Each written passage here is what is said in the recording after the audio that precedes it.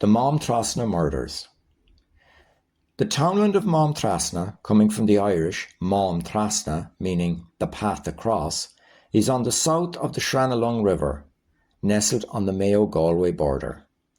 The area, with its natural beauty, has become known for a tragic event that happened there on the night of the 17th of August 1882. Early in the morning of the following day, John Collins paid a visit to the neighbouring Joyce household.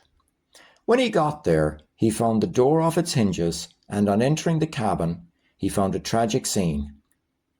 John Joyce, his wife, his mother, and his daughter were found murdered, and his sons, Michael and Patrick, were seriously wounded. John Joyce was lying on the floor with 2 bullet wounds in his side. His wife was found dead in her bed. Nearby was Joyce's mother and his daughter. Michael was still alive but seriously wounded, and he would die subsequently from his injuries. Patrick would later recover from his wounds. There were various theories put forward as to why the murders occurred.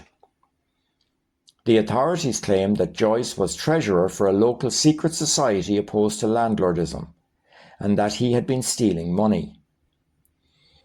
Another theory was that Joyce regularly stole his neighbour's sheep from the mountain, and that was the motive. Others pointed to the close friendship of Joyce's daughter with a local RIC man, which would have been frowned upon at the time. On the 20th of August, 10 men were arrested by police acting on information supplied by Anthony and John Joyce, cousins of the deceased.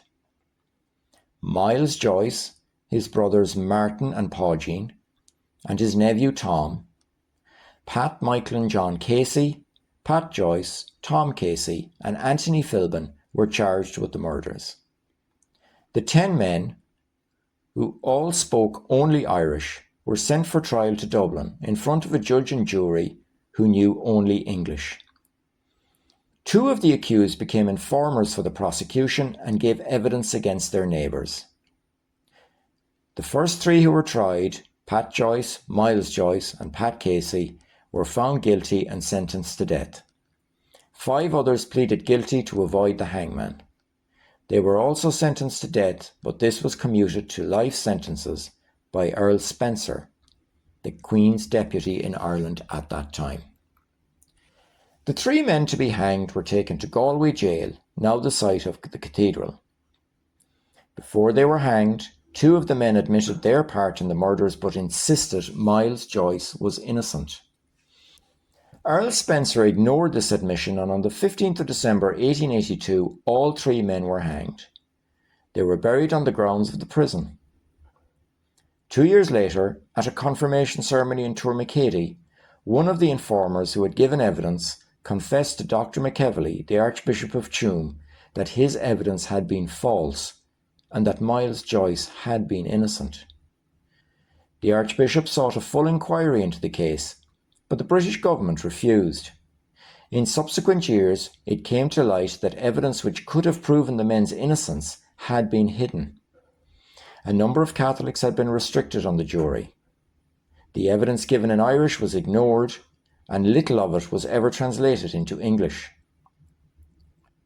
Research carried out in the British archives revealed that Earl Spencer had paid the alleged eyewitnesses £1,250 each, approximately £165,000 sterling in today's money, to give evidence. It is widely accepted that one of the men in prison was guilty, along with 2 of the men who were hanged. 4 of the others doing life sentences were innocent, along with Myles Joyce, who was hanged. It is also believed that 3 other men took part in the murders who were never charged, including 2 who planned the whole thing. 2 of the 5 men who were imprisoned died in jail. Following appeals by their wives, 2 other of the men were released on the 24th of September 1902. Following their release, they were put on a train to Ballinrobe, and then they walked the final 18 miles back to Maamtrasna in the rain. Myles Joyce was hanged for the murders, but he was innocent. He was pardoned by President Michael D. Higgins in 2018.